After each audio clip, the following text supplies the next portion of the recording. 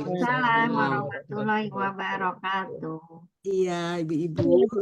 Saya izin keluar. Ibu-ibu jamaah Majelis Talim Khairin Nisa, rahimakumullah, salam semangat dan semangat selalu ya ibu-ibu. Selamat bertemu kembali dalam kajian rutin kita hari ini, Senin 29 Januari 2024. Ini kita sudah memasuki bulan Rajab yang berapa nih sekarang hari yang berapa lupa dilihat. Alhamdulillah tadi pukul 9 sampai 10 sudah rutin ya, diawali dengan tasin. Tadi kita membaca surat Al-Quraish, dan kemudian Al-Ma'un dan Al-Kausar dibimbing oleh Ustazah Fatim. Ini kita memasuki kajian ibu-ibu. A'udzubillahi minasyaitonirrajim. Bismillahirrahmanirrahim. Innal hamdalillah nahmaduhu nasta'inuhu nastaghfiruh. Na'udzubillahi min sururi anfusina wa min sayyiati a'malina. Mahyadihillahu malamudilalah wa mayudlil falah hadiyalah. Asyhadu alla ilaha illallah wahdahu la syarikalah wa asyhadu anna Muhammadan abduhu wa rasuluh. Amma ba'd. Yang terhormat Al-Mukarram Ustadz Dr. Habib Abdurrahman Al-Habsyi sebagai narasumber kita hari ini ibu-ibu. Alhamdulillah beliau telah hadir di tengah-tengah kita masih melalui virtual Zoom ya. Yang sama-sama kita hormati, kita sayangi pembina dan penasihat kita Bunda Rianti, kemudian juga Bunda Rini Budianti serta Ibu Luke Budiman selaku ketua dan wakil beserta ibu-ibu pengurus dan jamaah Majelis Talim Khairin Nisa. Wabil khusus yang kami hormati Bapak Ibu, para tamu mungkin yang ada hadir hari ini.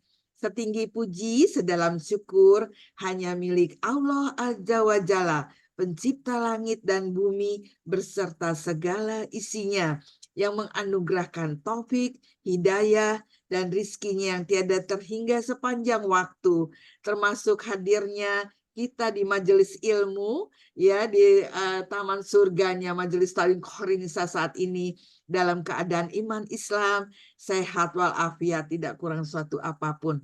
Salawat teriring salam semoga senantiasa terlimpah curah kepada junjungan kita rahmatan lil alamin Nabi Muhammad Rasulullah Sallallahu Alaihi Wasallam beserta keluarganya, sahabatnya yang setia, dan insya Allah kepada kita umatnya yang senantiasa istiqomah di bawah naungan sunnahnya sampai akhir zaman. Semoga kelak kita dikumpulkan bersama ya untuk meminum air dari telaga Kausar yang Allah ciptakan khusus untuk umatnya Nabi Muhammad Rasulullah Sallallahu Alaihi Wasallam di surga nanti. Amin. Allahumma amin. Ya Nabi, salam alaika. Bapak Ibu hadirin rahimakumullah, semoga ridho Allah selalu menaungi Majelis Talim Khairin Nisa ya, selalu majelis kita yang tercinta ini selalu istiqomah sebagai majelis ilmu dan sosial. Untuk itu kita juga memohon juga kepada Allah semoga ibu-ibu dibukakan hati dan pikirannya dalam menerima ilmu sehingga ilmunya nanti bermanfaat dan dapat diamalkan. Ala hadihi niyah walikuli niyatan soleha. Al-Fatihah. A'udzubillahi minasyaitonirrajim. Bismillahirrahmanirrahim. Alhamdulillahirabbil alamin. Ar-Rahmanirrahim. Maliki yaumiddin. Iyyaka na'budu wa iyyaka nasta'in. Ihdinas siratal mustaqim. Siratal ladzina an'amta 'alaihim ghairil maghdubi 'alaihim waladdallin. Amin. Doa sebelum pengajian. Bismillahirrahmanirrahim. Robbi zidna ilma warzuqna fahma wal akhidna bisolihin. Walhamdulillahirabbil alamin. Baik Bapak Ibu hadirin, banyak kasih ibu-ibu ya mayoritasnya kita ya. Ibu-ibu hadirin rahimakumullah.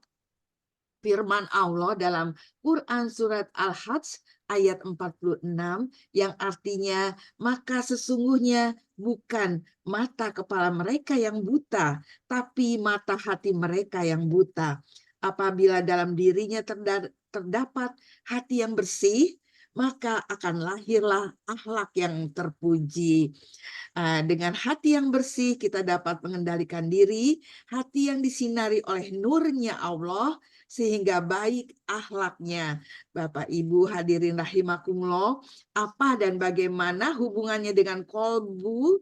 Dengan kolbu ya, saat ini kita akan mendapatkan ilmunya. Untuk itu kita simak ibu-ibu dengan seksama. Dan supaya tidak gagal paham ya, kita dapat mengikat ilmunya dengan mencatatnya. Untuk itu baik kami haturkan langsung kepada yang terhormat Ustadz Dr. Habib Abdurrahman Al-Habsyi untuk memulai kajiannya yang kali ini bertema Cahaya Kolbu, yang akan dirangkai nanti dengan sesi tanya jawab dan doa di penghujungnya. Kami haturkan. Baik, terima kasih. Bismillahirrahmanirrahim. Assalamualaikum warahmatullahi wabarakatuh. Waalaikumsalam warahmatullahi wabarakatuh. Alhamdulillahi rabbil alamin. Alhamdulillahi wa kafa.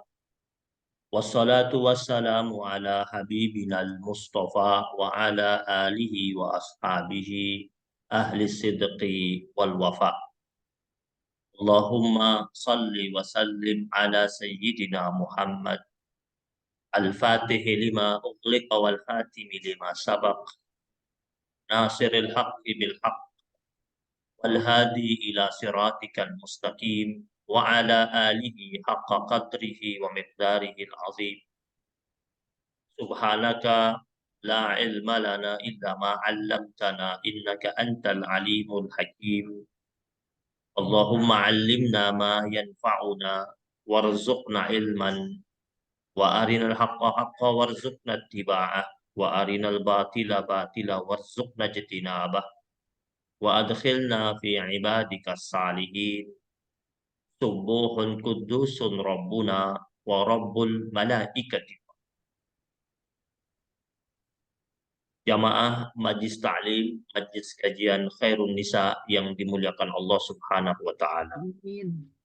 Bersyukur tanpa henti kita persembahkan kepada Allah, pencipta kita yang maha melihat segala macam bentuk perbuatan kita, maha menyaksikan segala macam bentuk sikap kita, maha menatap segala macam bentuk tindak tanduk kita, maha mendengar segala macam bentuk permintaan dan permohonan kita. Dialah Allah Subhanahu wa taala yang setiap saat, setiap waktu, setiap detik menurunkan rangkaian kenikmatan yang bertubi-tubi dalam kehidupan kita. Baik setelah kita memintanya atau sebelum kita memintanya. Bahkan Allah Subhanahu wa taala dengan rahmatnya yang agung dan kebaikannya yang begitu mulia lebih sering menghadirkan kepada kita nikmat demi nikmat, karunia demi karunia sebelum kita meminta kepada Allah Subhanahu wa taala. Dan atas kebaikan yang tanpa henti yang Allah berikan kepada kita, menjadi kewajiban kita sebagai hamba-hambanya, yaitu menghadirkan rasa syukur kita yang paling tinggi hanya kepada Allah, dan keimanan kita yang paling kuat juga hanya untuk Allah Subhanahu wa taala.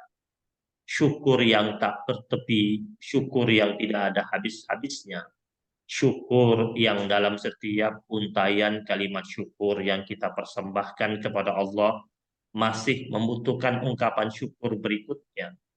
Syukur yang kemudian kita dimasukkan sebagai betul-betul hambanya Allah Subhanahu wa taala. Sebagaimana Allah tegaskan dalam Al-Quran tentang potret manusia sejati itu adalah mereka yang betul-betul menghamba kepada Allah dengan kesyukurannya yang tinggi. Mana Allah berfirman, washkuru ni'matallahi in kuntum iyyahu ta'budun. Dan bersyukurlah kalian kepada Allah jika hanya kepada Dia Allah Subhanahu wa taala kalian menyembahnya. Syukur merupakan pengakuan dengan tulus tanpa batas dalam diri kita bahwasanya apa saja nikmat yang hadir dalam kehidupan kita merupakan mutlak persembahan dan pemberian daripada Allah Subhanahu wa taala. Sebagaimana Allah berfirman, "Ma bikum min ni'matin faminallah." Apa saja nikmat yang sampai kepada kalian, semuanya itu merupakan persembahan dari Allah Subhanahu wa Ta'ala. Dan semoga kita semuanya mampu menjadi hamba Allah yang tinggi syukurnya dan kuat imannya kepada Allah Subhanahu wa Ta'ala. Amin. Salawat dan salam terus-menerus kita persembahkan kepada suri tauladan kita, panutan kita yang selalu indah tutur katanya, bagus akhlaknya, baik perangainya, sopan santun dalam pergaulan, pemimpin agung, panglima yang gagah berani, seorang suami yang bijaksana, pengemban risalah ilahi, penyabar terhadap segala macam bentuk persoalan umat manusia. Nabiur Rahmah, Nabi yang kehadirannya menebar rahmat bagi seluruh umat manusia bahkan seluruh alam semesta.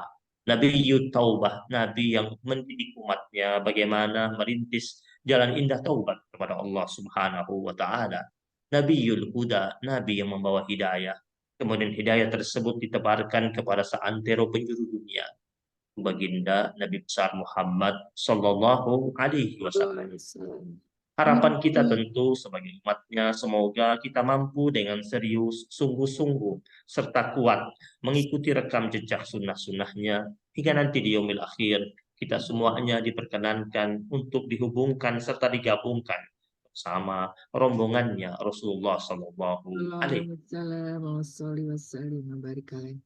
Jamaah yang dimuliakan Allah Subhanahu wa Ta'ala, manusia merupakan makhluk yang paling sempurna penciptaannya dibandingkan dengan makhluk yang lain. Manusia sejatinya memiliki beberapa unsur utama dalam dirinya, yaitu jasmani yang berbentuk badan manusia, dan rohani, rohnya manusia, dan kemudian nafsani, jiwanya manusia. Jadi ada 3 unsur, ada jasmani, ada rohani, ada nafsani. Jasmani itu badan manusia, rohani itu ruhnya manusia, dan nafsani adalah jiwanya manusia. Jasmani manusia itu terdiri dari anggota badan yang dapat terlihat atau yang nampak dan bisa terlihat oleh mata manusia. Adapun unsur rohani, yaitu mempunyai ciri-ciri yang berbeda dengan jasmani. Ruh bersifat tidak terlihat oleh mata manusia.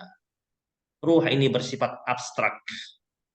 Unsur selanjutnya disebut dengan jiwa, yang menjadi salah satu unsur penghubung antara badan, antara jasmani dan rohani. Di tengah-tengahnya ada jiwa.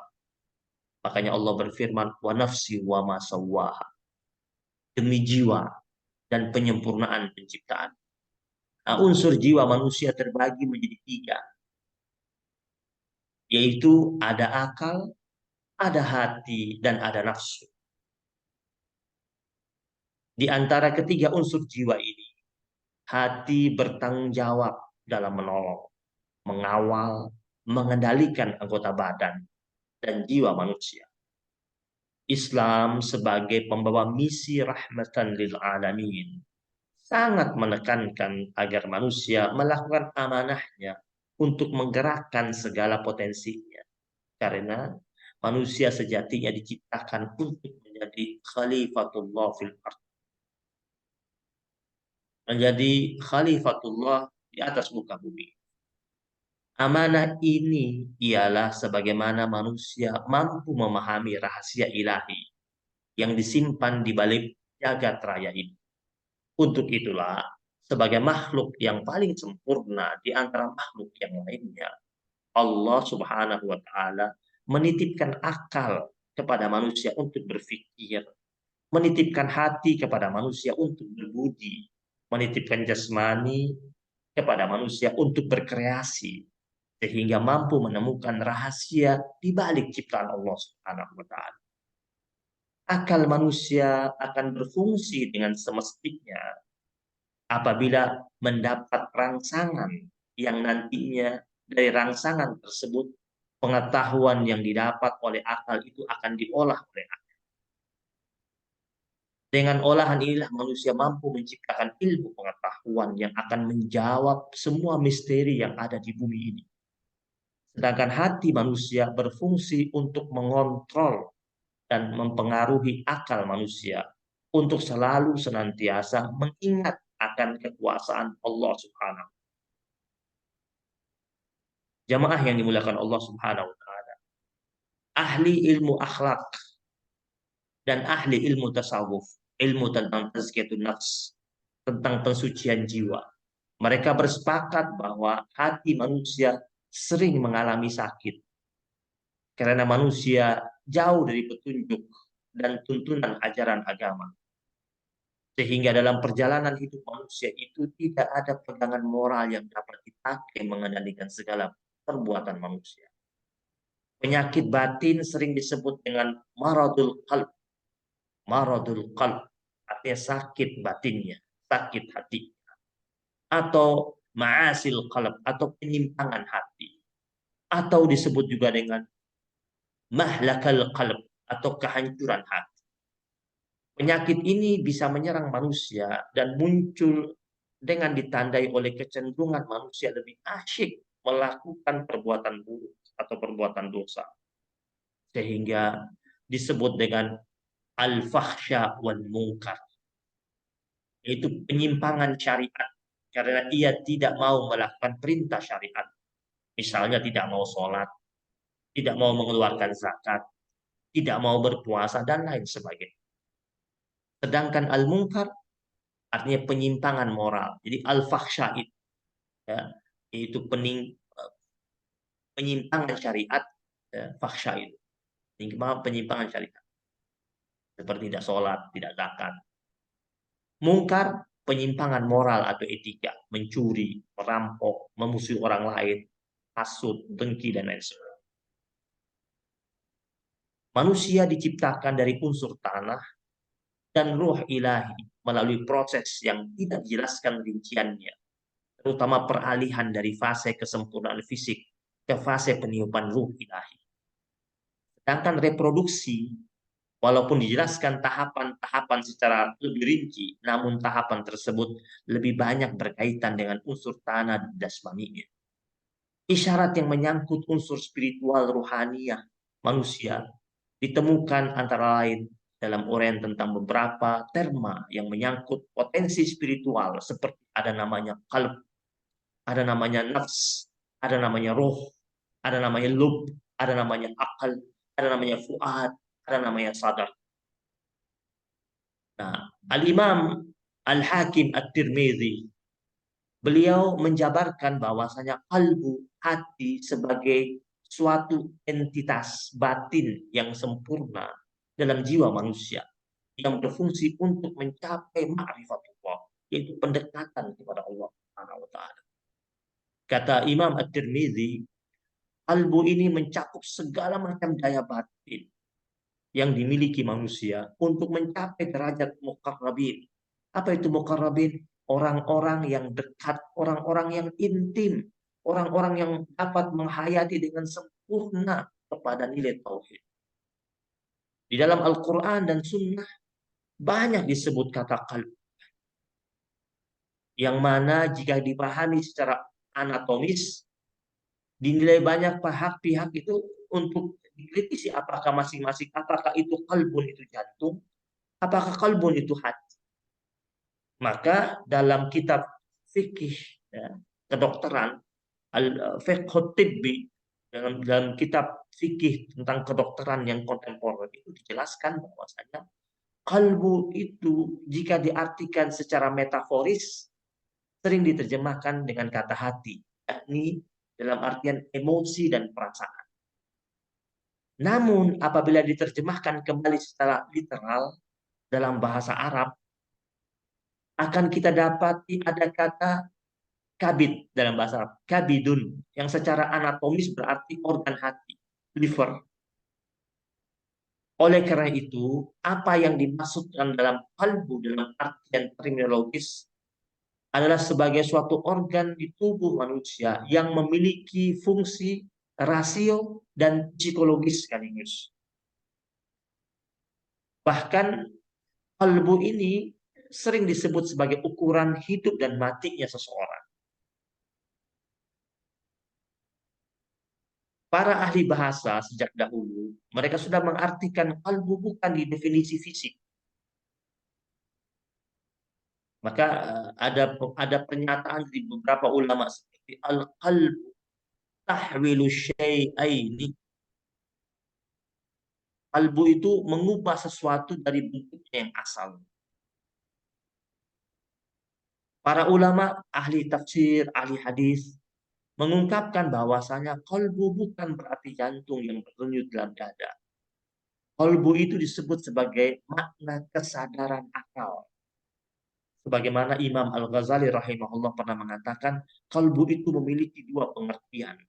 Kata Imam Al-Ghazali, pengertian yang pertama tentang kalbu adalah organ tubuh yang mampu memompa darah, yang berada di tengah-tengah atau memanjang ke sisi kiri dada, yang berhubung dengan dunia kedokteran dan tidak berhubung dengan tujuan-tujuan agama. Ini makna kalbu yang pertama.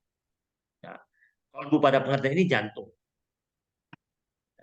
Tetapi yang kedua, makna kalbu sifatnya substansial, yang bersifat lembut, nurani, ruhani, yang dengannya menjadi dengannya menjadi satu kesatuan dalam diri hidup manusia.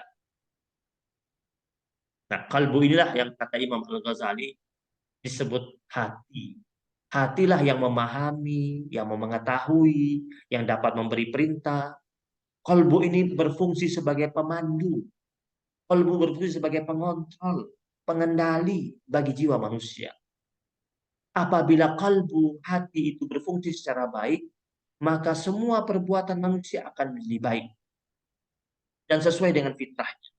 Sebab kalbu mempunyai nilai aslinya, yaitu nilai rabbaniyah. Maka di dalam Al-Quran, Allah Subhanahu wa Ta'ala berfirman dalam surat Al-Hajj ayat 46. Afalam yasiru fil ardi fatakuna lahum qulubun ya'kiluna biha au adhanun yasma'una biha fa innaha la ta'mal absar walakin ta'mal qulubul lati fis sudur. Dalam surat Al-Hajj ayat yang ke-46 Allah berfirman, maka tidak pernahkah mereka berjalan di muka bumi sehingga hati mereka dapat memahami. Fatakuna lahum qulubun ya'kiluna biha. Mereka memiliki hati yang akhirnya dengan hati tersebut ia dapat memahami. Au adzanun yasma'una biha, atau telinga yang dengan telinga tersebut mereka dapat mendengar. Lalu Allah katakan, sebenarnya fa inna la ta'mal absar. Bukan mata itu yang buta. Walakin ta'mal qulubul lati fis sudur. Tapi yang buta itu adalah hati yang ada di dalam dada. Surat Al-Hajj ayat 4. Al-Quran menggunakan kata kalbu untuk menyebut hati manusia. Dengan demikian, oleh karena itu, pembicaraan tentang kalbu merupakan pembicaraan yang sangat luas cakupannya. Salah satu gagasan Al-Quran tentang kalbu adalah fungsi dan potensinya bagi manusia. Fungsi utama kalbu sebagai manusia ada sebagai alat untuk memahami realitas, memahami nilai-nilai. Sebagaimana yang Allah Subhanahu wa Ta'ala sebutkan juga dalam surat Al-Hajj ayat 46 tadi. Kalbu memiliki berbagai daya insani. Yang pertama, daya indrawi seperti penglihatan dan pendengaran. Daya psikologi seperti kognisi, emosi, konasi. Daya indrawi kalbu berbeda dengan daya indrawi biologis. Kalbu mampu melihat dengan mata hati, mendengar dengan suara hati, berbicara dengan kata hati, meraba dengan sentuhan hati. Imam Al-Ghazali menyebut kalbu indrawi, menyebut bahwasanya fungsi indrawi kalbu sebagai indra keenam. Nah, maka kalau ada indra keenam, ada, kata Imam Al-Ghazali ada indra keenam itu. Apa itu? Al-hiss sadis. Itu fungsi indrawi kalbu yang menjelma di dalam akal pikiran dan cahaya hati. Makanya jamaah sekalian yang dimuliakan Allah Subhanahu wa taala, kita akan temukan dalam Al-Qur'an itu dalam surat Ibrahim ayat yang pertama, Alif Lam Ra, kitabun anzalnahu ilaika litukhrijan nasa minadz dzulumati ilan nur biizni rabbihim ila siratil azizil hamid. Allah berbicara tentang Al-Qur'an, kata Allah, itu Al-Qur'an wahai Rasul yang kami turunkan kepada dirimu. Kemudian Al-Quran tersebut salah satu fungsinya adalah litukhrijan nasa minadz dzulumati ilan nur, untuk mengeluarkan manusia dari kegelapan menuju cahaya. Cahaya di mana? Cahaya kalbu. Di Al-Quran itu mengeluarkan manusia dari segala macam nilai-nilai kegelapan menuju satu cahaya ilahiyah, yaitu bersemayam dalam kalbu manusia. Tentu dengan izin Allah Subhanahu. Jamaah yang dirahmati Allah Subhanahu wa taala. Kata kalbun di dalam Al-Quran itu disebut sebanyak 132 kali. Dalam 14 bentuk kata. Ada kata kalbun 5 kali. Al-qalbu 1 kali. Qalbuka 3 kali. Qalbuhu 8 kali. Qalbuha 1 kali. Qalbi 1 kali. Qalbain 1 kali. Qulubun banyak ini 15 kali. Al-qulubu 6 kali. Qulubukuma 1 kali. Qulubukum 15 kali. Qulubuna 6 kali. Qulubuhum paling banyak 68 kali. Qulubuhum.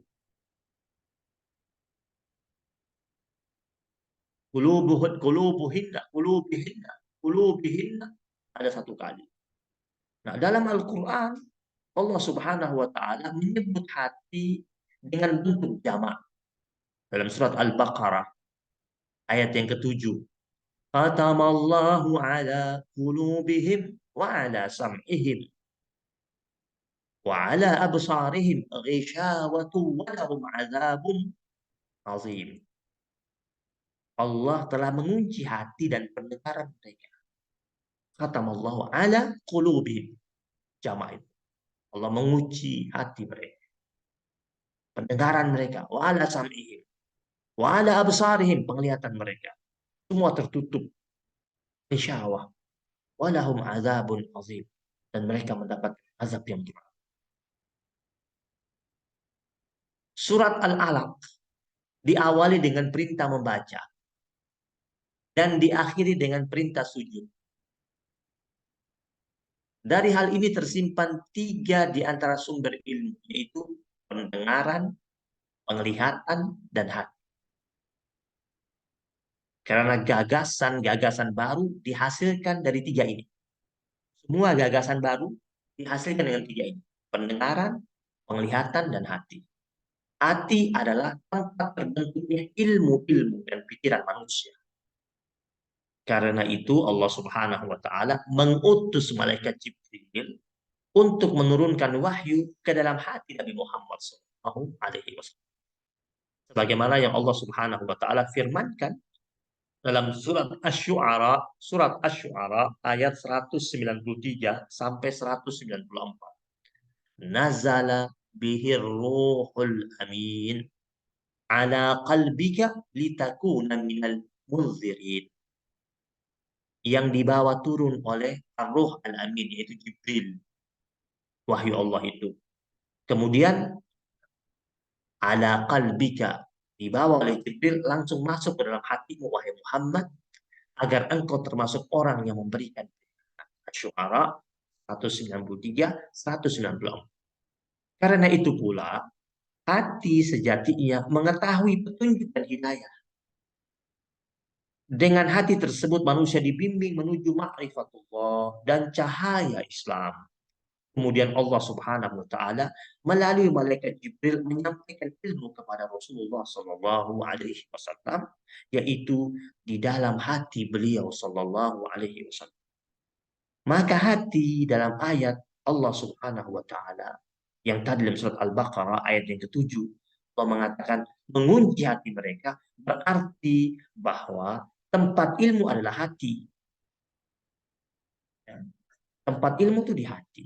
Sebagaimana juga Allah Subhanahu wa taala tegaskan juga kepada kita semuanya dalam firman Allah yang lainnya, yaitu dalam surat Al-A'raf ayat yang ke-179. Di situ Allah Subhanahu wa taala berfirman jelas sekali, walaqad dzara'na li jahannama katsiran minal jinni wal insi. Dan sungguh akan kami isi neraka jahanam itu banyak dari kalangan jin dan manusia. Lahum qulubun la yafqahuna biha. Mereka memiliki hati, tetapi mereka tidak menggunakan hati itu untuk memahami ayat-ayat Allah. Walahum a'yunun la yubsiruna biha. Mereka memiliki mata, tetapi tidak dipergunakan untuk melihat tanda-tanda kebesaran, tanda-tanda kekuasaan Allah Subhanahu wa taala. Lahum adzanun la yasma'una biha. Mereka mempunyai telinga, mereka tidak mempergunakannya untuk mendengar ayat-ayat Allah Subhanahu wa taala.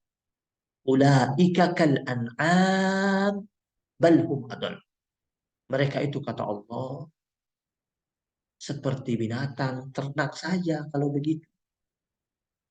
Bahkan mereka lebih sesat daripada binatang ternak. Ulaika humul ghafilun. Mereka itu ada orang. Karena muaranya mana? Dari lalai hatinya. Jamaah yang dimuliakan Allah Subhanahu wa taala, hati yang sehat adalah hati yang hanya dengannya manusia dapat datang menghadap Allah Subhanahu wa taala. Hati yang sehat adalah hati yang dimana manusia dapat menghadap Allah Subhanahu wa taala dengan selamat, dengan damai, dengan tenang, dengan tentram. Dan itu Allah tegaskan dalam surat Asy-Syu'ara ayat ke-88 sampai 89. Allah bilang sama hamba-hamba yang ingin nanti nyaman menghadap Allah, datang dengan ketenangan. Allah katakan perlu hati yang sehat untuk menjumpai Allah Subhanahu wa taala. Dalam surat Asy-Syu'ara ayat 88 sampai 89 Allah berfirman, "Yauma la yanfa'u malun wala banun." Hari di mana segala macam bentuk harta kekayaan, anak turunan tidak ada manfaatnya. Illa man atallaha biqalbin salim. Kecuali orang yang datang menjumpai Allah sebagai Tuhannya dengan hati yang damai, hati yang tenang, hati yang tentram, hati yang selamat. Ulama juga ada yang mengatakan hati yang sehat itu, pun salim itu, hati yang membuahkan keikhlasan ibadah kepada Allah. Qalbun salim itu orang yang datang kepada Allah dengan ibadahnya, dengan penuh cinta, dengan penuh tunduk, dengan tawakal, dengan pasrah, dengan taubat, dengan takut, dengan penuh harapan kepada Allah Subhanahu wa taala. Jamaah majelis kajian yang dimuliakan Allah Subhanahu wa taala. Hati yang mati adalah hati yang selalu berjalan di muka bumi ini dengan nafsu, dengan amarah, dengan hasratnya saja, dan hanya ingin selalu mengikuti keinginannya. Hatinya tertutup oleh lapisan gelapnya cinta dunia dan bujukan hawa nafsu setan. Hawa nafsu telah membuat ia buta dan tuli sehingga tidak dapat membedakan mana yang hak, mana yang benar, mana yang batil, mana yang buruk. Karena itu, ia telah berlagak buta terhadap perintah Allah Subhanahu wa taala. Maka orang yang berlagak buta terhadap perintah Allah Subhanahu wa taala, maka di akhirat nanti dia pun akan dibangkitkan oleh Allah Subhanahu wa taala dalam keadaan buta. Hal ini selaras dengan apa yang Allah Subhanahu wa taala firmankan dalam surat Thaha ayat 124, di mana Allah Subhanahu wa taala berfirman, "Wa man a'rada an dzikri fa inna lahu ma'isyatan danka wa nahsyuruhu yaumal qiyamati a'ma." Dan barang siapa yang berpaling dari peringatanku, kata Allah, ini teguran keras dari Allah Subhanahu wa taala, serius. Allah katakan, "Waman a'rada an dzikri", barang siapa yang berpaling terhadap peringatan-peringatan, fa inna lahu ma'isyatan danka, maka sungguh dia akan menjalani kehidupan yang sempit, kata Allah. Allah akan siapkan kesempitan buat dia. Dia akan merasakan kegalauan, keresahan yang tak berkesudahan di dunia ini sebelum di akhirat nanti. Wa nahsyuruhu yaumal qiyamati a'ma. Dan kami akan mengumpulkan orang-orang seperti itu pada hari kiamat itu dalam keadaan buta. Bahkan lanjutan ayat tersebut mereka bertanya, Allah, kenapa engkau bangkitkan kami dalam keadaan buta ketika kami di dunia kami ini tidak buta? Allah kepada mereka, bukankah kalian itu dulu memang melihat tetapi pura-pura buta, tidak mau melihat kekuasaan Allah Subhanahu. Hati memiliki sifat yang berbolak-balik, yaitu apabila syaitan menguasainya dan mengajaknya untuk berbuat kejahatan, lalu hati tidak melakukan perbuatan buruk itu apabila malaikat memalingkannya dari ajakan syaitan. Hati bolak-balik tergantung dia sedang dikuasai oleh siapa, pasukan mana yang sedang kuat dalam hatinya, pasukan malaikat kah atau pasukan syaitan. Pada kesempatan lain apabila syaitan mengajak manusia pada kejahatan, syaitan yang lain juga tak henti-hentinya mengajak manusia untuk melakukan kejahatan yang lain. Dan sekiranya jika malaikat mengajak manusia kepada kebaikan, malaikat yang lain pun mengajak manusia kepada kebaikan. Tergantung kita ini mau pilih pasukan mana yang berada di hati kita. Makanya dalam Al-Quran, Allah menjelaskan bahwasanya hati itu memang dia bolak-balik. Bisa dilihat pada surat Al-An'am ayat 110. Allah Subhanahu wa taala berfirman, "Wa nuqallibu afidatahum wa absarahum kama lam yu'minu bihi awwala marratin wa nazaruhum fi tughyanihim ya'mahun." Dan begitu pula kami Allah Subhanahu wa taala memalingkan hati dan penglihatan mereka seperti pertama kali mereka tidak beriman kepada Al-Quran. Dan kami biarkan mereka bingung dalam kesesatan. Nah, jemaah yang dirahmati Allah Subhanahu wa taala, surat Al-An'am ayat 110 ini menjelaskan kepada kita tentang hati yang berbolak-balik. Maka dikatakan hati manusia itu, kata ulama, setidaknya punya 3 jenis. Yang pertama hati yang bersih. Hati manusia yang dibangun dengan keimanan, yang dibangun dengan ketakwaan yang kokoh, dan penuh dengan akhlak yang terpuji. Hati ini tidak akan mudah terpesona dengan ayat-ayat penipuan setan, bujukan-bujukan setan. Hati jenis ini setelah mencapai tahap cemerlang dan bersih daripada kebinasaan, maka dia akan melahirkan rasa syukur, sabar. Orang yang punya hati yang bersih ini syukur setiap saat hadir dalam hidupnya, kesabarannya muncul, ada rasa khauf, takut kepada Allah, ridha, ada tawakal dan lain sebagainya. Hati inilah yang disebut oleh Allah Subhanahu wa taala dalam firman-Nya dalam surat Ar-Ra'd ayat yang ke-28. Allah berfirman, "Alladzina amanu wa tatma'innu qulubuhum bidzikrillah, ala bidzikrillah tatma'innul qulub." Surat Ar-Ra'd ayat yang ke-28 tersebut. Surat Ar-Ra'd ayat 28 itu Allah mengatakan, ketahuilah bahwa hanya dengan mengingat Allah hati kalian menjadi tenang. Karena orang-orang beriman itu kata Allah, alladzina amanu wa tatma'innu qulubuhum bizikrillah. Orang beriman dan setelah iman itu mantap, kemudian hatinya itu menjadi tenang dan lapang. Sebab kenapa? Bizikrillah. Nah, berzikir, teman. Ingat Allah setiap saat. Allah membersamainya dalam kehidupan. Maka Allah menurunkan ketenangan. Bukankah Allah itu sumber ketenangan? Yang kedua, ada namanya hati yang kotor. Hati yang selalu hati yang selalu diselimuti dengan hawa nafsu. Dipenuhi dengan sifat-sifat tercela, sifat-sifat yang buruk, mudah sekali terbujuk dengan goda rayu syaitan. Segala tindakan yang terlihat daripada manusia adalah kesan dari tunduknya hati pada hawa nafsu itu. Hati ini tidak mengenal Tuhannya. Hati yang kotor ini tidak mudah datang beribadah kepada Allah Subhanahu wa taala. Dan Allah sebut dalam Al-Qur'an dan surat Al-Furqan. Surat Al-Furqan ayat 43 sampai 46.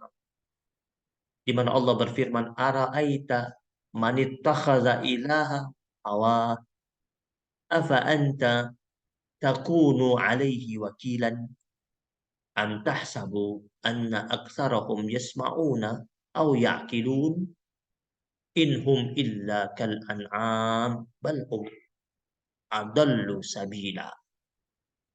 Tidakkah engkau perhatikan orang yang mengambil nafsunya sebagai Tuhannya? Apakah engkau akan menjadi penjaganya? Atau apakah engkau mengira bahwa kebanyakan mereka mendengar atau mengerti? Tidak, kata Allah. Mereka adalah orang-orang yang wujudnya manusia. Lakunya seperti binatang ternak. Dan mereka lebih sesat lagi jalannya daripada binatang ternak itu. Na'udzubillah wal'iyadzubillah. Jamaah yang dimuliakan Allah Subhanahu wa taala. Yang ketiga, hati yang senantiasa bolak-balik. Tadi yang bersih, yang kedua yang kotor, yang ketiga bolak-balik. Ya, antara kebaikan dan kejahatan. Hati yang demikian ini terkadang menjadi hati yang bersih, cenderung cinta kepada Allah, cinta kepada keimanan, cinta kepada tawakal. Namun terkadang juga orangnya dalam keadaan kotor hati, kadang bersih, kadang kotor. Ya. Kadang dia patuh, kadang dia melawan Allah Subhanahu wa taala. Kadang diisi dengan nafsu, dengki, bangga diri, ujub. Ya. Ini hati yang bolak-balik. Nah, jamaah yang dimuliakan Allah Subhanahu wa taala, maka dalam Islam itu penting sekali pendidikan tentang qalbu. Pendidikan qalbu itu sangat penting. Dilakukan setiap individu yang ingin selamat dari godaan, bujuk rayu, setan dan hawa nafsu dalam dirinya. Pendidikan dan pelurusan qalbu bersumber dari bimbingan Al-Qur'an dan hadis Nabi Muhammad SAW. Sejarah membuktikan bahwa keduanya memiliki kemampuan yang sangat luas untuk menuju tazkiyatun nafas, kesucian jiwa, dan kesanggupan yang sangat hebat dalam memperbaiki hati. Islahul qalb, perbaikan hati. Al-Quran menyatakan bahwa jiwa manusia kemungkinan ada yang baik, ada juga yang buruk. Sebagaimana yang dikemukakan oleh firman Allah Subhanahu wa taala dalam surat Asy-Syams ayat yang ke-7 sampai ayat ke-8. Wa nafsi wa ma sawwaha fa alhamaha fujuraha wa taqwaha. Allah Subhanahu wa taala bersumpah atas nama jiwa manusia yang Allah ciptakan. Setiap kalimat sumpah itu berarti Allah memerintahkan kita untuk mengambil perhatian yang serius terhadap jiwa kita itu. Kenapa? Karena dalam jiwa kita itu ada dua daya tarik di situ. Ada tarik-menarik antara kutub keburukan dan kutub kebaikan. Ada fujur. Apa itu fujur? Keburukan, kemaksiatan, kejahatan, kedurhakaan, ketidakpatuhan, itu fujur. Wa taqwa, apa itu takwa? Kebaikan, ketaatan, ketulusan, keikhlasan, kemurnian, keindahan, kesalehan, itu takwa. Beberapa benda yang dikemukakan oleh Allah Subhanahu wa taala dalam ayat ini menunjukkan pentingnya jiwa manusia untuk memanfaatkan benda-benda dalam hidupnya. Maka pada ayat ini, surat Asy-Syams, pada ayat-ayat sebelumnya itu kan Allah berbicara tentang ciptaan-ciptaan Allah Subhanahu wa taala. Kemudian setelah itu Allah Subhanahu wa taala menyebut kepada manusia untuk lihat pada jiwanya tersebut, lihat apa yang Allah ciptakan itu, ya,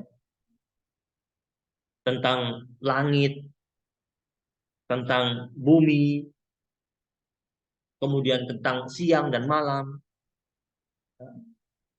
tentang matahari dan rembulan. Dan setelah itu Allah bersumpah atas nama jiwa manusia, agar manusia memperhatikan baik jiwanya itu dengan sungguh-sungguh dan menggiring dirinya menjadi orang yang bertakwa kepada Allah Subhanahu. Dalam pandangan yang lain, ada salah seorang ulama yang bernama Muhammad bin Ali Al-Makki. Dia mengutip pandangannya sahabat Nabi Abu Sa'id Al-Khudri radhiyallahu taala anhu. Sahabat Nabi mengatakan hati manusia itu bisa 4 macam. Yang pertama, ada hati manusia yang dihiasi dengan kembang cahaya. Siapa itu? Hati orang-orang yang mukmin.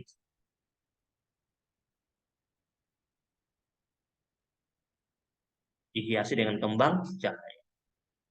Makanya dalam hadis Nabi itu, Nabi bersabda begini.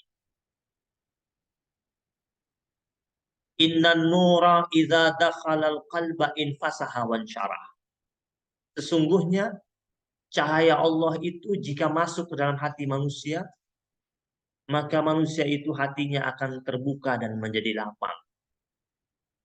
Ketika Nabi bersabda seperti itu, sahabat-sahabat Nabi bertanya sama Nabi, "Ya Rasulullah, wahai Rasulullah, al-lidzalika min alamatin yu'rafu biha." Apakah ada ciri khasnya orang itu hatinya bercahaya? Sahabat ingin tahu. Kan Nabi bicara tentang hati yang bercahaya. Ada cirinya enggak? Ada kriterianya? Kata Nabi, ada kriteria. Orang hatinya bercahaya itu. Apa itu? Kata Nabi, yang pertama, at-tajafa 'an daril ghurur. Orangnya senantiasa menjauhkan dirinya dari negeri yang penuh dengan kepalsuan. Orang yang hatinya bercahaya, dia hidup di dunia, tetapi tidak terjerembab dengan nilai-nilai dunia. Karena dia tahu dunia ini penuh dengan kepalsuan. Dan yang bilang palsu juga itu Allah. Dalam Al-Quran Allah katakan, وَمَا الْحَيَاةُ الدُّنْيَا إِلَّا مَتَاعُ الْغُرُورِ. Tidaklah kehidupan dunia itu adalah kenikmatan yang menipu. Ada nikmatnya tetapi ada tipuannya. Yang kasih rasa nikmat siapa? Allah. Allah yang kasih rasa nikmat. Tetapi Allah pula yang mengatakan hati-hati. Jangan sampai terbuai dengan kenikmatan tersebut. Karena setiap kenikmatan yang ketika hamba Allah itu terbuai begitu dalam dengan kenikmatan tersebut, di situ ada hururnya, ada tipuannya. Itu ciri yang pertama. Yang kedua, wal inabah ila daril khulud. Orangnya senantiasa berusaha untuk kembali kepada negeri yang abadi. Dia hidup di dunia, tapi dia tahu betul masa depannya bukan di dunia, masa depannya di akhirat. Maka saat dia masih hidup di dunia, dia tetap merenungkan tentang negeri keabadian. Bagaimana Allah berfirman, wal akhiratu khairum wa abad. Negeri akhirat itu jauh lebih baik, jauh lebih kekal, jauh lebih abadi. Ciri yang ketiga, wal isti'dadu lil mauti qabla nuzulil maut. Ciri orang yang hatinya bercahaya yang ketiga, orangnya senantiasa mempersiapkan dirinya menyongsong kematian sebelum datang itu kematian. Dia siapkan bekal. Nah, poin yang pertama tadi, kata Abu Sa'id Al-Khudri radhiyallahu taala anhu, seorang sahabat Nabi, kondisi hati manusia yang pertama, hati yang dihiasi oleh kembang cahaya. Siapa nih? Hati orang-orang mukmin. Makanya Allah berfirman, qad aflahal mu'minun. Allah mengatakan orang mukmin itu telah bahagia. Bahagia itu datang dari hati. Tapi orang mukmin harusnya hatinya bahagia. Ketika resah datang dalam hidupnya, resahnya nggak berlangsung lama. Kenapa? Karena dia obati keresahannya dengan Allah, sang pemilik hati. Kemudian akhirnya Allah akan memperbaiki kondisi hatinya yang remuk itu, yang sakit itu, yang resah itu, yang galau itu, yang sedih itu. Allah sembuhkan kesedihannya. Kenapa? Orang mukmin itu selalu dalam kebahagiaan karena dia selalu bersama Allah. Yang kedua, ada hati yang penuh dengan karat dan hitam. Siapa pemiliknya? Hatinya orang-orang kafir, orang-orang yang ingkar sama Allah. Hatinya berkarat, gelap, tak ada unsur cahaya sedikit. Dan hati yang berkarat ini susah untuk menerima nilai kebenaran. Dan ketika kebenaran sampai kepadanya, mereka berusaha untuk menolak, menentangnya, bahkan melawan kebenaran tersebut. Jadi kalau kita jumpa dengan ada orang yang menentang kebenaran, jangan kaget. Ini tipe-tipe manusia yang hatinya sudah berkarat. Yang hatinya tidak dapat ditembus lagi oleh nilai kebaikan. Yang ketiga, hati yang hanya tertutup oleh noda-noda tipis. Cahayanya masih ada dikit, tapi tertutup oleh noda-noda tipis. Siapa pemiliknya? Hatinya orang-orang munafik. Yang menyatakan beriman, dia berbaur, berhimpun bersama orang-orang muslim, tetapi banyak noda di hatinya. Dia dapat menggadaikan keimanannya demi kebutuhan sesaat di dunia. Orang-orang munafik, hati ditutupi noda-noda tipis. Kalau dia tidak taubat, tidak istighfar, tidak minta ampun, tidak cepat kembali kepada Allah Subhanahu wa taala, maka lama-lama bisa berkarat, naik pada tahapan yang kedua, itu jadi karat. Tapi kalau dia taubat, dia minta ampun, dibersihkan hatinya lagi oleh Allah Subhanahu wa taala, menjadi bercahaya kembali hatinya. Yang keempat, hati yang separuh bercahaya dan separuhnya redup, yaitu hatinya orang yang sering menunjukkan perbuatan yang baik, tapi sering juga melakukan perbuatan buruk. Ada baiknya, ada buruknya. Dia berbuat baik, bersedekah, ingin sedekahnya dilihat oleh orang. Ini hati yang separuh bercahaya, separuh redup. Maka dari itu, manusia diperintahkan agar dapat selalu bisa mengontrol hatinya supaya tetap dalam kondisi sehat. Agar perbuatan yang dihasilkan tersebut selalu perbuatan yang baik, yang diridhoi oleh Allah Subhanahu wa taala. Nah, jamaah yang dimuliakan Allah Subhanahu wa taala. Al-Qur'an sendiri menunjukkan istilah-istilah yang semakna dengan kata hati. Ibu sekalian, ya, bisa temukan dalam Al-Quran itu nanti, ya, ada kata sadar. Ya, kita sering baca doa Rabbi syrahli sadri, itu sadar. Ya. Itu kan semakna dengan kata hati, tapi itu memiliki fungsi yang berbeda-beda. Nanti kita bahas ini. Sadar, ada kalbun, ada fuad. Inna sam'a wal basara wal fuad. Nah, itu semakna dengan kata hati, tapi memiliki fungsi yang berbeda. Ada kata lubun, lub, lam, ba, lub. Sekarang kalau orang Indonesia bilang dari lubuk hati yang paling dalam, lub. Itu dari bahasa Arab, lubun. Nah, sekarang kita lihat kata sadar. Secara bahasa, kata sadar yang berarti sesuatu yang berada di antara leher dan perut. Dada, secara bahasa itu sadar itu dada. Ia juga, sadar juga berarti sesuatu yang mendahului sesuatu tersebut. Jadi dalam kamus bahasa Arab itu, ya, berarti sadar itu artinya sumber dari segala urusan. Makanya ulama mengatakan sadar pada tingkatan yang pertama, dikarenakan sadar itu merupakan sumber dari segala urusan dan segala perbuatan dilakukan oleh manusia. Makanya Nabi Musa doanya Rabbi syrahli sadri, bukan kalbi, sadri. Kenapa? Karena dia paling depan, sadar. Ya. sebagai ruang hati, ya. Sadar itu sebagai ruang untuk hati dan nafsu bertemu. Sadar.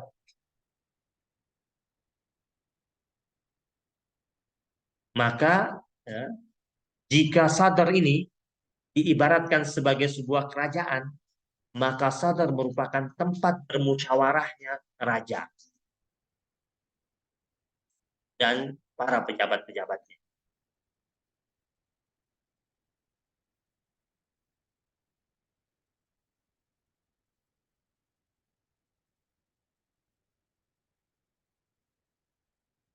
Sadar ini, kata ulama, merupakan tempat masuknya gangguan, godaan setan,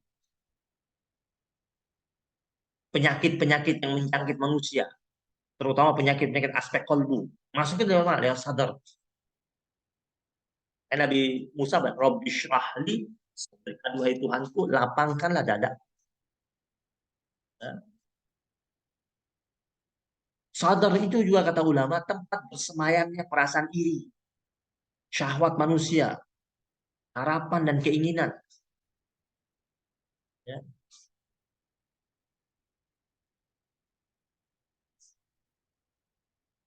Kan dalam surat Al-An'am itu ayat 39, Al-An'am ayat 39 dan surat Al-Kahfi ayat 125, ya, terkandung tentang kata-kata itu. Ulama mengatakan bahwa sadar merupakan tempat di mana hati seseorang sedang merasakan kelapangan atau kesempitan. Rasa lapang di mana? Di sini, sadar. Ya. Rasa sempit di mana? Di sadar juga. Bagian depan ini. Ya. Nah, sekarang berikutnya, jemaah sekalian, ada kata kolbu. Nah, ulama mengatakan kalbu ini adalah akar, sebagai akar, dan dada sebagai ranting. Di sadar itu rantingnya, kalbu itu akarnya. Di mana ranting akan menjadi kuat apabila akarnya kuat. Nah, maka ketika Nabi bersabda innamal a'malu binniyat, itu niat, innamal a'malu binniyat, itu bicara tentang niat di mana itu? Di kalbu, di akarnya. Perbuatan dilakukan oleh itu bertambah tinggi, bertambah mantap ketika kadar niatnya itu hebat.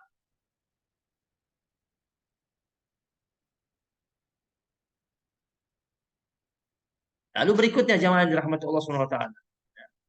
Dengan cahaya kalbu ini, dengan kalbu ini orang akan merasakan khusyuk, takwa, cinta, ridho, yakin, takut, harap, sabar, kecukupan, niat, dan lain sebagainya. Itu ada di mana? Kalbu. Karena yang ketiga, fuad. Fuad ini, kata fuad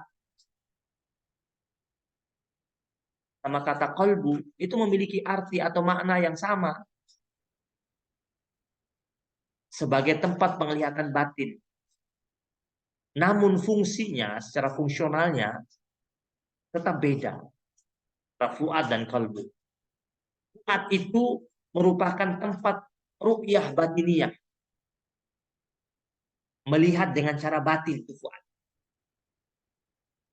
Sedangkan kalbu tempat masuknya ilmu. Masuknya ilmu lewat kalbu, fuadnya itu mengolahnya secara batiniahnya. Maka dikatakan oleh ulama fuad itu melihat, sedangkan kalbu itu mengetahui. Fuad yang melihat kebenaran itu dengan fuad. Kalbu mengetahui tentang kebenaran tersebut. Apabila penglihatan dan pengetahuan ini terhubung, maka seseorang hamba Allah Subhanahu wa taala hanya meminta pertolongan kepada Allah Subhanahu wa taala. Jika terhubung, hamba Allah akan meminta pertolongan kepada Allah dengan ilmu yang dimilikinya. Dia mendapatkan musyahadah, dapat melihat sesuatu dengan bantuan Allah Subhanahu wa taala, dengan iman yang dia miliki.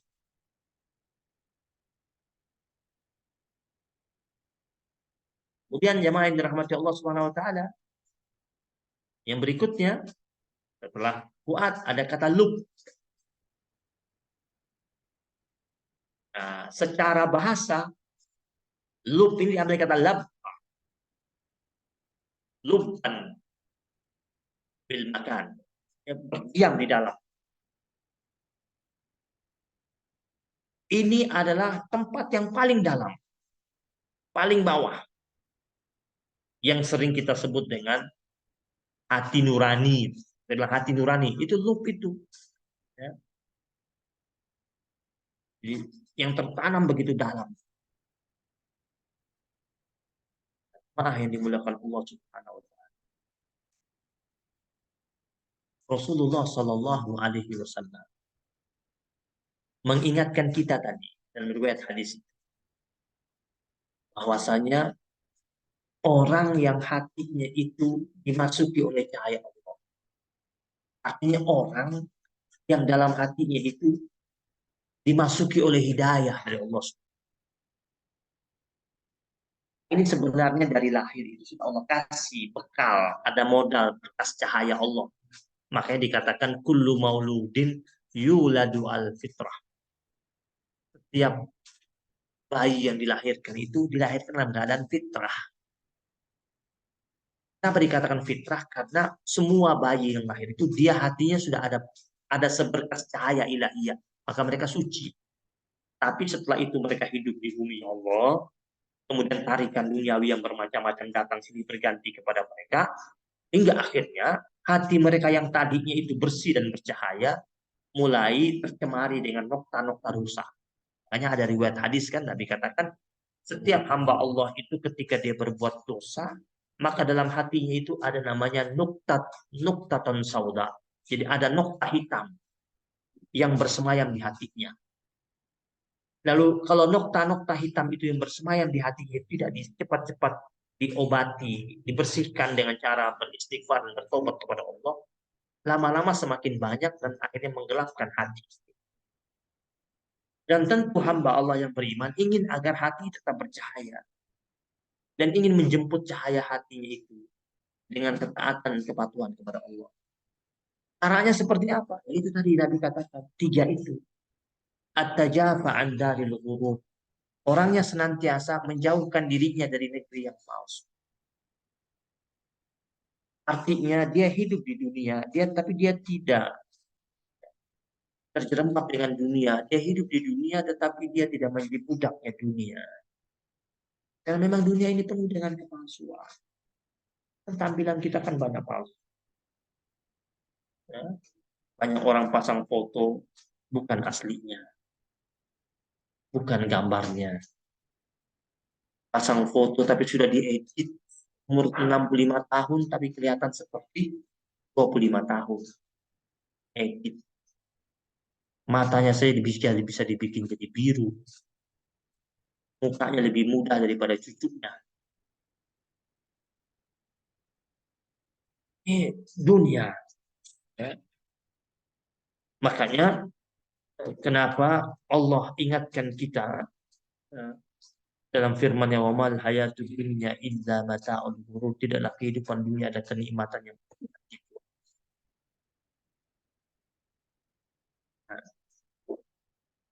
dan tentang cahaya Allah itu ternyata diperkuat dengan firman Allah surat Az-Zumar ayat 22 kalau tidak salah.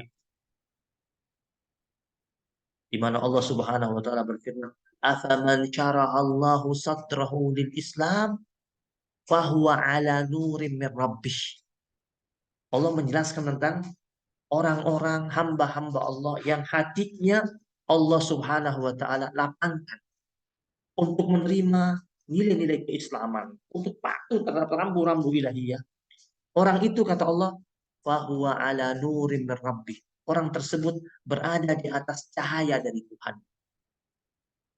Jemaah yang dirahmati Allah Subhanahu wa taala. Cahaya Allah ini kita berusaha untuk menjemputnya, tetapi ketika sampai kepada kita itu suka-sukanya Allah. Kita berkewajiban untuk berikhtiar, berusaha dengan keras untuk menjemput cahaya Allah dengan kepatuhan dan kesalehan tersebut. Dengan menyandarkan Sandaran yang begitu mutlak, begitu tinggi, begitu besar hanya kepada Allah Subhanahu wa Ta'ala. Kita sering membaca surat Al-Ikhlas. Surat di mana kita disuruh untuk betul-betul tulus dan murni mengesahkan Allah.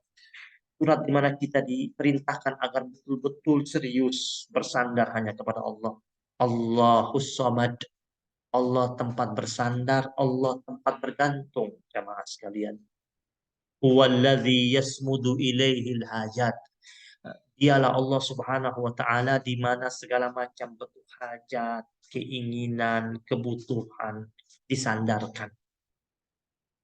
Maka ada ulama yang mengatakan ketika menafsirkan firman Allah surat Al-Ikhlas ini yang berbunyi Allahus Samad itu, kata ulama tersebut, la tatlubil makhluk wallahu akrab. Janganlah engkau minta sama makhluk. Allah lebih jauh dekat denganmu. Yang paling dekat sama kita itu Allah. Jangan bersandar sama makhluk. Orang itu datang silih berganti dalam kehidupan kita. Teman kita silih berganti. Komunitas kita silih berganti. Pergaulan kita silih berganti. Yang sayang sama kita, yang suka sama kita silih berganti. La tatlubil makhluk. Jangan terlalu sandar kuat sama manusia. Wallahu akrab. Allah jauh lebih dekat denganmu. Kita bilang kita punya harta yang dekat dengan kita, tidak. Allah lebih dekat dengan kita. Kita punya rumah yang dekat dengan kita, tidak. Allah lebih dekat dengan kita. Kita punya kekasih hidup yang dekat dengan kita, tidak. Allah lebih dekat dengan kita. Karena Allah sudah mengumumkan dalam Al-Quran, fa inni qarib, kata Allah. Katakanlah aku itu begitu dekat, Allah. Jadi yang membuat jarak antara sang hamba dengan sang khalik itu, yang membuat jarak itu hambanya. Allah tidak pernah membuat jarak antara dirinya dengan makhluknya. Menjadi berjarak itu gara-gara perbuatan manusia itu sendiri. Karena Allah selalu mengatakan, fa inni qarib. Aku itu begitu dekat. Ujibu da'watad da'i iza da'an. Aku, Allah Subhanahu wa ta'ala, selalu menjawab seruan hambaku jika hanya kepada aku dia berseru. Ini menarik, ada kisah itu ketika Fir'aun itu hampir tenggelam dan akhirnya menjadi tenggelam. Ketika Fir'aun itu ya dalam keadaan genting, dia kepalanya timbul tenggelam di lautan bersama pengikut-pengikutnya. Fir'aun sempat berteriak memanggil bantuan kepada Musa. Fir'aun berteriak sampai 70 kali, jemaah sekalian. Fir'aun mengatakan, "Aghithni ya Musa, aghithni." Wahai Musa, tolonglah aku, wahai Musa, tolonglah aku. Berkali-kali sampai 70 kali.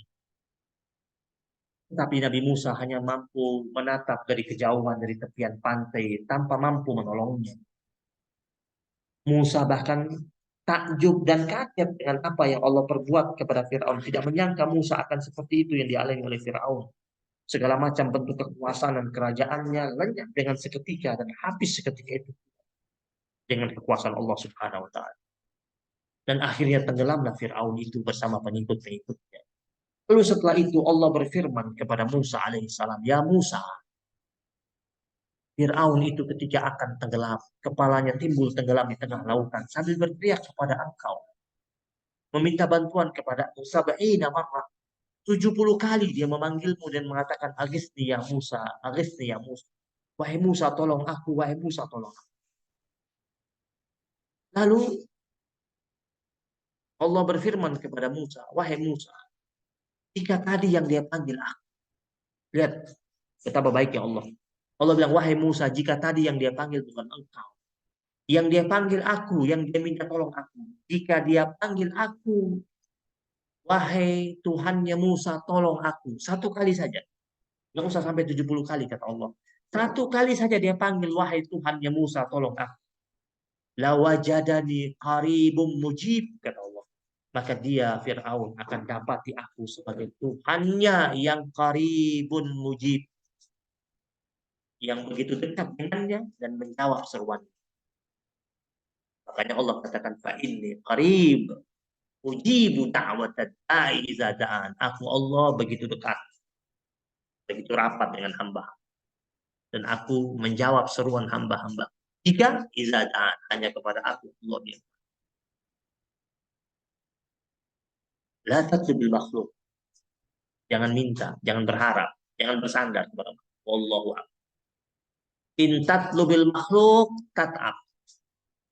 Jika dalam hidupmu engkau bersandar kepada makhluk, engkau minta kepada makhluk, engkau berharap kepada makhluk, terlalu memohon kepada makhluk, engkau bakal capek, engkau bakal dilelahkan oleh Allah Subhanahu wa Ta'ala. Karena namanya makhluk, ciptaan Allah, kadang sanggup dia berikan, kadang dia tidak sanggup memberikan. Kita berharap cinta yang sejati, berharap hanya dari Allah. Ridho yang sejati, ridho hanya dari Allah Subhanahu wa Ta'ala. Dan semoga kita menjadi hamba Allah Subhanahu wa Ta'ala yang selalu diberkahi oleh Allah Subhanahu wa Ta'ala, dinaungi dengan rahmatnya Allah Subhanahu wa Ta'ala, dan dijadikan sebagai hamba-hamba Allah yang hatinya senantiasa merasakan kedamaian, ketenangan, ketentraman, dan mendapatkan curahan cahaya ilahiyah dalam di bawah bimbingan wahyu ilahiyah, disinari dengan kebaikan, ketenangan, ketentraman, ketaatan kepada Allah Subhanahu. Mana sering kita minta setiap saat dalam sholat. Ihdinas siratal mustaqim. Allah kami petunjuk. Tanya seperti apa? Siratal ladzina an'amta alaihim. Jalan orang-orang yang engkau berikan kenikmatan. Apa itu orang-orang yang diberikan kenikmatan sama Allah? Orang-orang yang hatinya damai, tenang, tentram, sejuk, teduh. Orang-orang yang merasakan nikmat ketika beribadah kepada Allah Subhanahu wa Ta'ala. Merasakan resah ketika dia buat dosa. Dia merasa tidak tenang ketika dia berbuat dosa dan dia segera minta ampun kepada Allah untuk mengobati kegelisahan hatinya karena dirundung dengan dosa yang begitu. Dan semoga Allah berkahi kita semuanya. Barakallahu fikum. Wassalamualaikum warahmatullahi wabarakatuh. Waalaikumsalam warahmatullahi wabarakatuh. Jazakumullah khair, Ustadz. Hafsi, luar biasa ya ibu-ibu ya. Dari pertama kita selalu terus menyimak kata-katanya Ustadz itu sampai ada kata-kata yang kelewat tapi ntar di belakang diulang lagi sama Ustadz gitu. Jadi udah menancap ya di hati kita. Mudah-mudahan kita mempunyai kolbun itu tadi yang selalu bercahaya, ingat kepada Allah. Kemudian bahwa apa namanya tadi Ustadz, catatannya banyak nih Ustadz nih. Tapi memang ada sadar, ada kata sadar ya, tempat bermusyawarahnya raja, seolah-olah raja dan pejabatnya masuknya gangguan-gangguan setan di situ. Terus kemudian kolbu adalah akarnya. Terus kemudian Ustadz tadi ada disebutkan adalah apa sebagai rantingnya gitu. Istilahnya sebagai rantingnya itu apa ya Ustadz ya tadi ya. Kan kolbu kan sebagai akarnya. Terus apa sebagai rantingnya. Dengan cahaya kolbu ini maka kita akan menjadi kusuk ridho Allah ya. Terus kemudian Fuad ya. rantingnya. Oh ya, fuad dan kolbu ya, sehingga tempat penglihatan batin kita, tempat mengolah secara batin. Nah, mudah-mudahan sih ini tadi catatan-catatannya Ibu juga ibu-ibu semua dapat menjadi ini ya pedoman kita untuk ntar lebih belajarin lagi di setelah kajian ini. Mungkin ada yang ingin bertanya ya, 2 pertanyaan ya ibu-ibu. Silakan raise hand karena di sini di chat belum ada juga. Silakan raise hand kalau yang ada yang masih belum ngerti gitu ya.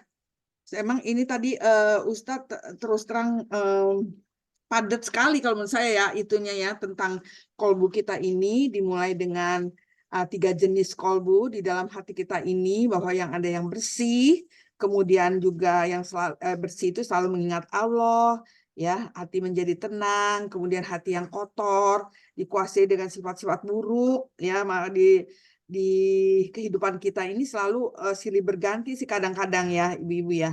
Terus tunduk pada hawa nafsu itu dengan adanya ilmu ini insya Allah kita selalu berada di koridornya yang hati yang tenang ya, selalu mengingat Allah dengan berzikir.